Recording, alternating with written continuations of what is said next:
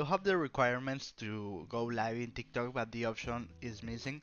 Well, I'm going to help you right now. This works for cell phone, Android, Apple, PC, etc. So the first thing you have to do is go to your browser. In my case, it's Opera GX. So I'm going to drag this window here, and you have to search TikTok report a problem.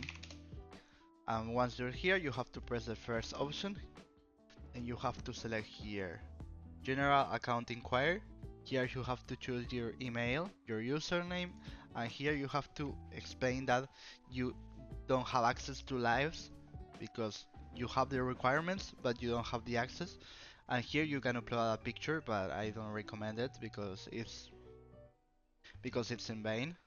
You have submit, and in 24 hours TikTok will enable the button to you to go live. So if this video was helpful, please subscribe, like, share, and see you in the next video of Easy Way. Goodbye.